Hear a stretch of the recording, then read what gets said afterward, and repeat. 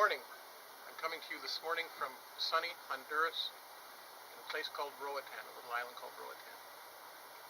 When Shelley and I set off on our adventure around the world, we didn't ever have a plan to come to Honduras. You see, we were on our way to Panama a few days ago, and we had engine trouble. And when we had engine trouble, we looked at our charts, and the only place that we could go that was on the way that could have access to the kind of parts we needed was in a place we'd never been before. We turned the boat, and we sailed an extra day, and we ended up here yesterday, and safe and sound. You know, we weren't even here a few minutes when the people that greeted us at the dock were trying to help us find a place to get the parts we needed for our engine. Life is really like that, isn't it? You set off to go someplace, you expect something to be a certain way, and when something changes, you have to do something about it. Now, we could have carried on our way to Panama, but we would have taken great risk if we'd have gotten to an island that didn't have the parts we needed, or we got into any kind of trouble at sea.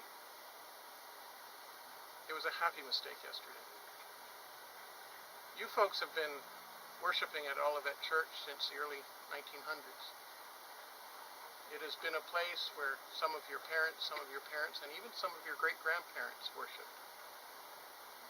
And as you look around this morning, you realize that an era is soon coming to an end. Well, I don't think so. Because the place that you worship this morning is a place. It's a beautiful place. Oh, I can't tell you how beautiful Olivet Church always was. I guess you all know the story that it was designed in its rotund shape so that you all had to look at each other on Sunday morning when you were confessing your sins. But since none of you have any of those problems, you don't really have to worry about how the church is shaped.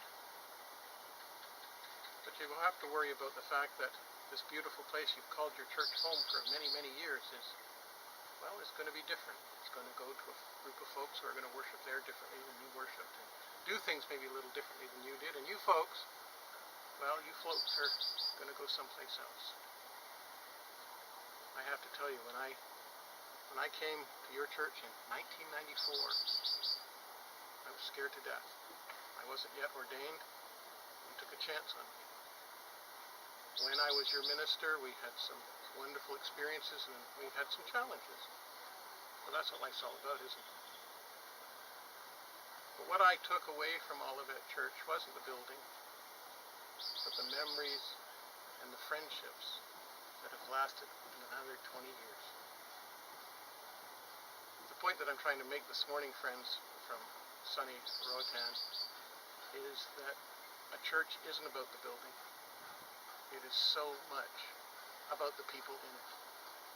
When Jesus was doing his ministry, he made sure that he was out and about. He made sure that he was going places and doing things. In fact, if I read my Bible carefully, it seems like the only time Jesus ever got to a building, he ended up in trouble. But Jesus is our guide, and he shows us that no matter where we go, no matter what we do, he will be with us. I want to thank you folks for the 5 amazing years I had as I served as your pastor. I have, as I said, made some friendships that have lasted even till today. The love that I have for the people at your church goes on and will go on, no matter where you end up all worshiping. So, enjoy these last few Sundays here in your church, and never ever forget the gift that comes with the friendships you make as you follow your faith. And remember, no matter where we go, God is truly with us.